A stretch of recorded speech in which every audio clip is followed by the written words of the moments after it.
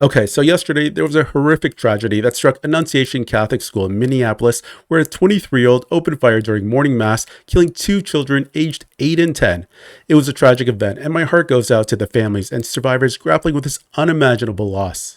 However, what was equally horrific and disgusting in my opinion was the liberal mainstream media's coverage of the story, because in all honesty, it just seemed like after the shooting occurred, all the brasses from the big networks like CNN and MSNBC decided to plan a coordinated attack, attacking conservatives for offering our thoughts and prayers to those affected from this tragedy. Okay, so I'm going to play you a few clips from the liberal mainstream media and their disgusting coverage from this shooting. This is Jacob Frey, the mayor of Minneapolis, and listen to what he says here, because there's going to be a common theme from all these clips. Democrats having an issue with conservatives offering our thoughts and prayers to those involved. And don't just say this is about thoughts and prayers right now. These kids were literally praying.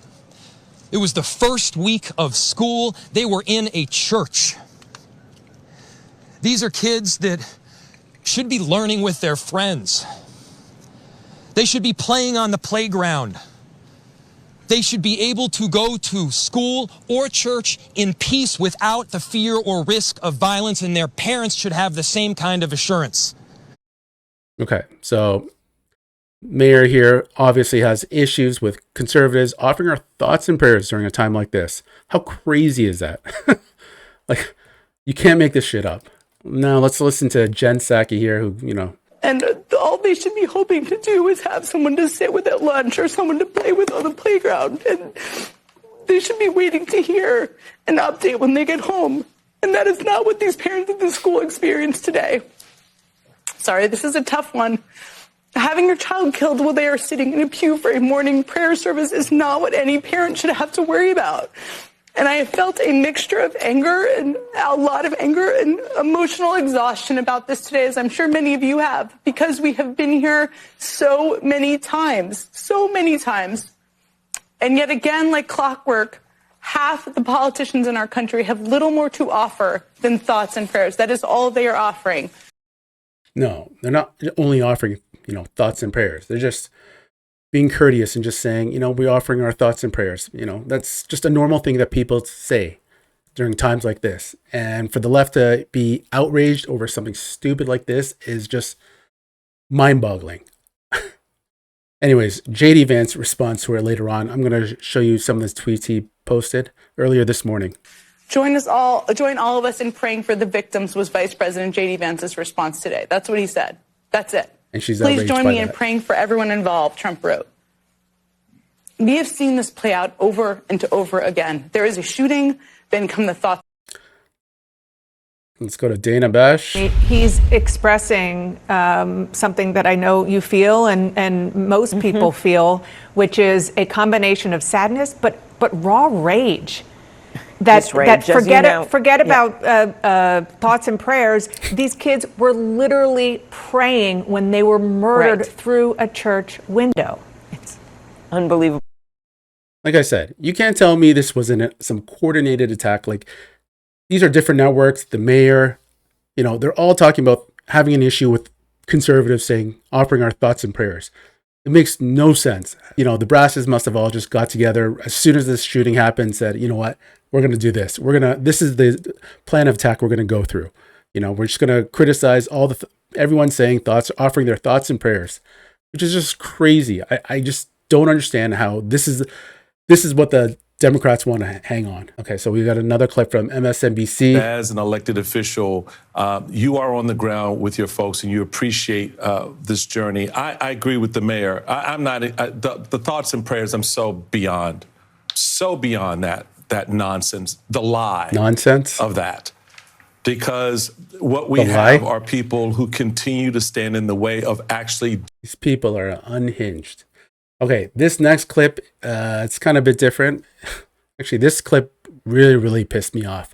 So this is ABC. I don't know who this host is, anchor.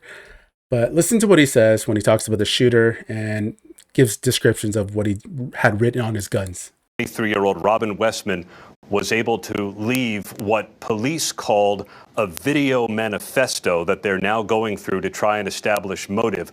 We've also been going through it and can tell you there are crude diagrams of the church. There are also photos of the weapons.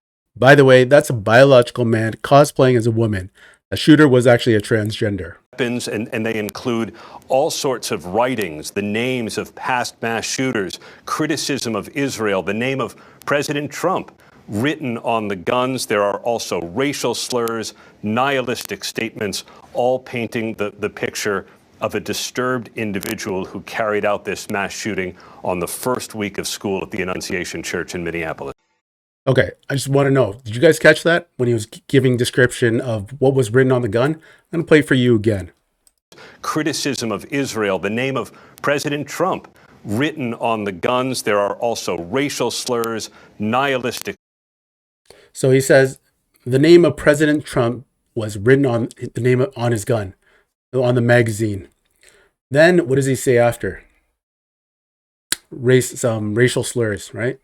So what does that image, what does that give you? The image, the average audience who, is not really in tune to politics or who's not on X and, has actually seen what was written on the gun. Kind of portrays the shooter as a Trump supporter. And then they also kind of tie that in, how they always try to make Trump supporters look like they're racist. So he says that, Trump's name was written on the gun, on the magazine, and then says also some racial slurs. Kind of try and, tie the two together. But what was actually written on that magazine was this. It's funny how this guy doesn't actually mention what was really written on that magazine because that completely changes everything. Honestly, it's impossible to justify not giving the full context here. The intent is clearly to confuse viewers as to the motive and political affiliations of the shooter. You can't hate legacy media enough. This is some disgusting shit coming from ABC News trying to mislead their viewers. Okay, so JD Vance this morning ripped the shit out of Jen Psaki on Twitter.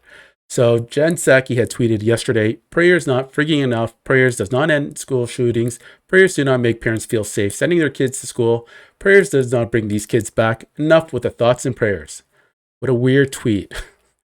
And then JD Vance replied, we pray because our hearts are broken, we pray because we know God listens, we pray because we know that God works in mysterious ways and can inspire us to further action. Why do you feel the need to attack other people for praying when kids were just killed praying? Okay, so JD also followed that up with this tweet here. Of all the weird left-wing culture wars in the last few years, this is by far the most bizarre. How dare you pray for innocent people in the midst of tragedy? What are you even talking about? Okay, so that's what I was talking about too, because this is the craziest thing for the left to stand on. Attacking conservatives for, offering our thoughts and prayers to those victims. This is just crazy, nonsensical shit coming from the left. Anyways, guys, if you enjoy this video, please, make sure you subscribe, hit the like button and catch my next video.